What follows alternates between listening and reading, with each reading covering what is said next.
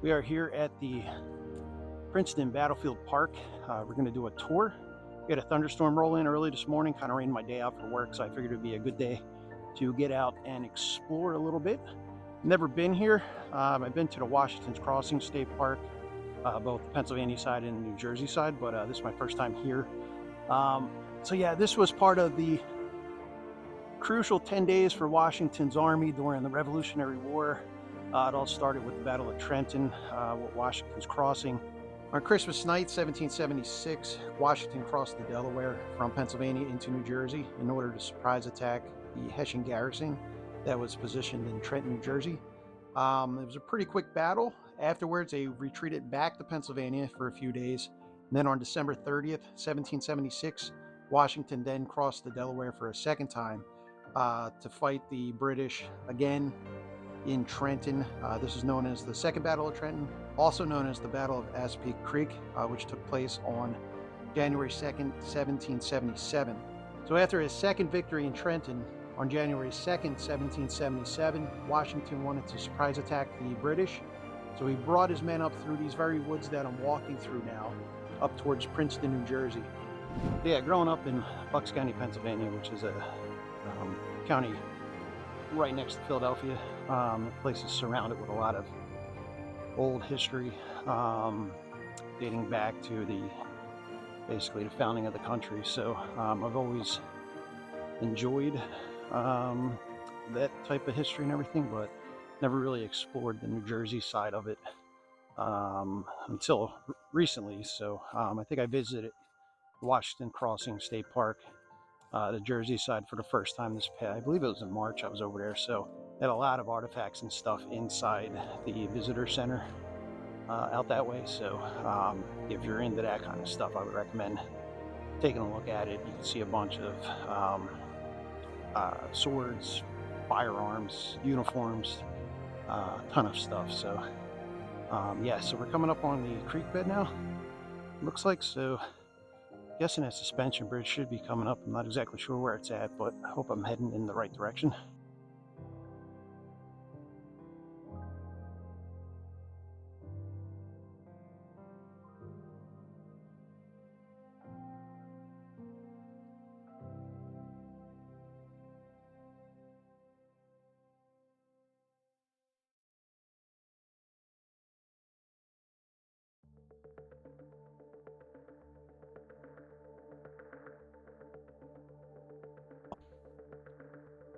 I think we're getting pretty close to that suspension bridge. So I forgot to mention, this particular trail is called the Founder's Walk. It's about a 2.5 mile loop. It's supposed to take about 45 minutes to complete. Yeah, it's pretty muddy in spots, so not too bad though. Oh wow, it goes up.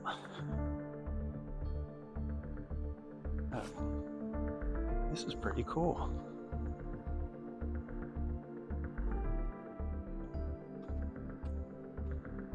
I feel like I'm an Indiana Jones. This thing wiggles. This is cool.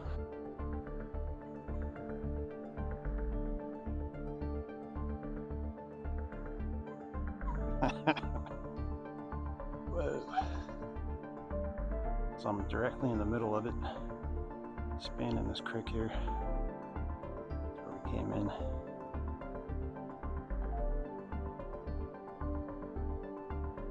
Oh. Thing moves a lot. Oh, that's all wet. I'm not going to continue down that way. What I'm going to do is head back, cross back over,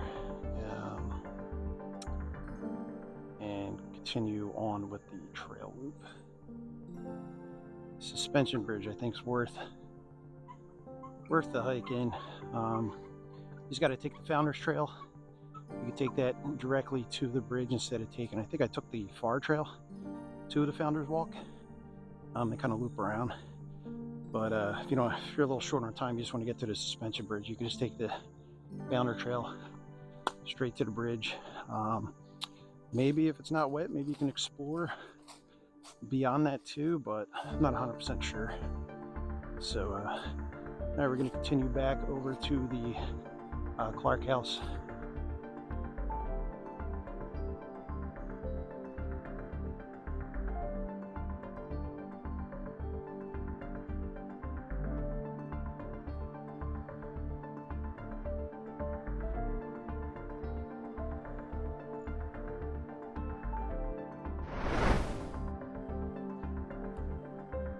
There is the Clark House. So we're at the Thomas Clark House. On the other side of this building is where the battle was fought. You'll be able to see, this was all farmland at the time, so you can see it kind of goes down into a valley area. And along that road where you'll see the vehicles crossing, this was known as King's Highway back in the day. And Washington came up through the woods the same way that we just came up. And the British were heading south towards Trenton, thinking that Washington was cornered there, and they were sending the troops from Princeton down to Trenton to defeat Washington. Washington thinks that the troops in Princeton are all sleeping at this time. Like I said, it's about 6 o'clock in the morning when the two sides spot each other right on the other side of this farmhouse. This farmhouse is also where General Mercer died 9 days after being bayoneted during the Battle of Trenton.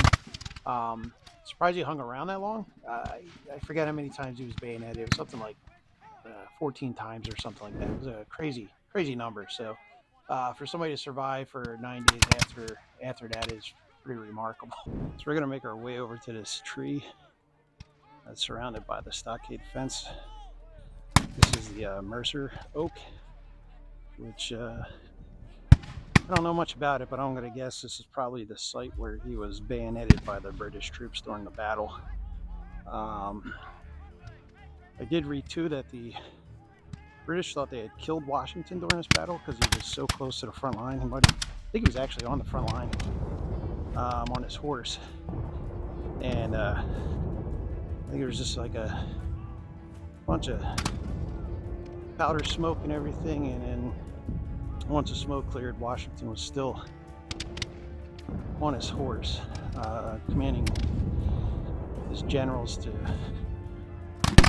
rally and chase the British down into the town of Princeton. Like I said, it's about 1.5 miles away from here. So this is the location where General Mercer was bayoneted.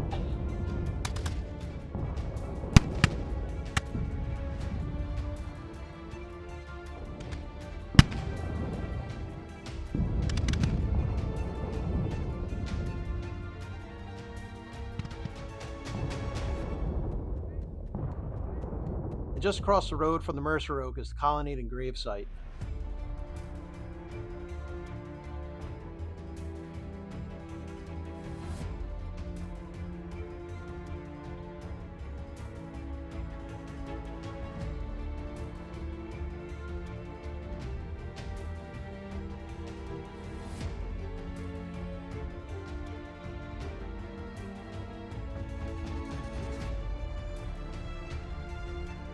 This is the Princeton Battlefield Monument. It also marks the grave site of 15 Americans and 21 British that were killed during the Battle of Princeton.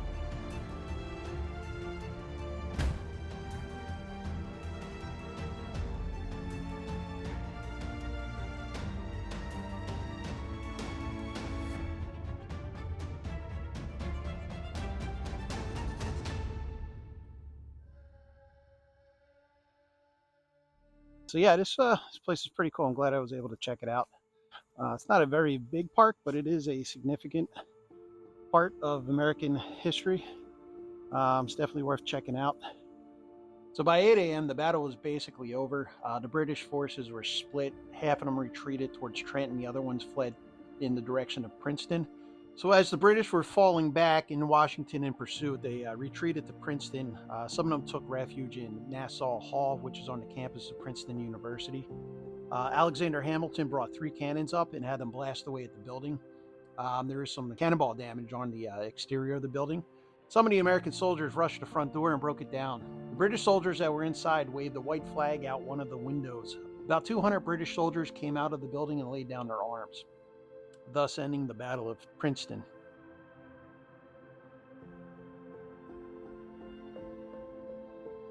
Be sure to check out the next video. It's the Washington Crossing short video, and catch you later.